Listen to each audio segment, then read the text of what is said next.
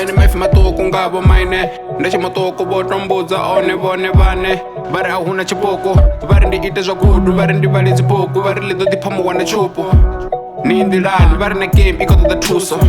tshimbilani ndi dzhena nḓilani ndi khou ḓa na thuso pembelani khou ḓo thuswa vha ri RIP RAP rine ri khou ḓo i vuswa vha ri khabiti ne ndi kha ḓi ḓo phusha ndo vhona vha tshi i susa nda vha susa nda rwa push up vha ḓo khane vha ḓikhuza ngeno nne ndo ḓo chuza thome ni tsheke mashusa i sathu suka na masupa ndo vha vhona vha tshi shutha ndo vha ndi na msupa ndi ndau ya juda ḓo vha fha thuba vha tshi ṱudza vha zwifha zwi vha mbudza ndo vha vhona vha ngo ruba vha tshi pfa tshi vha vhudza ndika mulayo ndika ndi ḓo tshupa vha nṱhavha ndi ḓo buka na mathivha mudau na maṱhavha na guba ndi na fisho mashau maṱhavha na tsho dzuka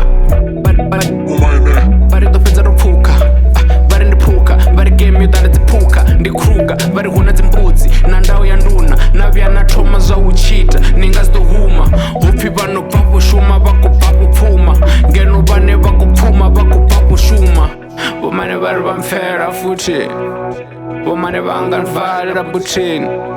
vakhiya vha laṱa na khi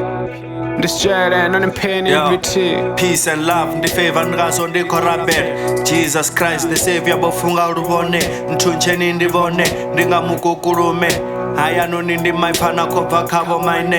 vha ri ṱavhanyani ni vhofhe shangoni o ḓala dzi hater vha tshi ni vhidza vavi kana xivuro ntsongo debata vha tshi vha ḓo relata ngori muzikwa no miss ndi khou rabola van pace kha mapala ndo fara smith 6 rounds at Messi full clip ya dzi lyrics more money more feelings more money more stress one day ḓo vha best mari zwa konḓo vha best na musi khou tshila sa fene mara matshelo ndi ḓo vha na dzi fene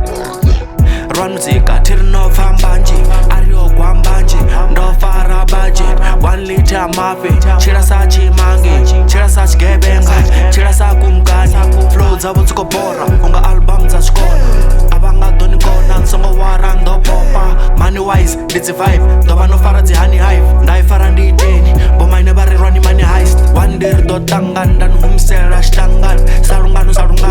nga medzo ṱangani a vha litsho ḓisa draga venḓa a vha fhaṱe zwikolo venḓa a vha ite mushumo a vha ite zaka ya venḓa a vha rifhe zwithu zwashu zwa vhavenḓa a vha rifhe ngoma lungudu zwoṱhe a zwi vhuye venḓa ndi khou amba na vha fhasi ndo rwa ṅwenda ri a vha fululedza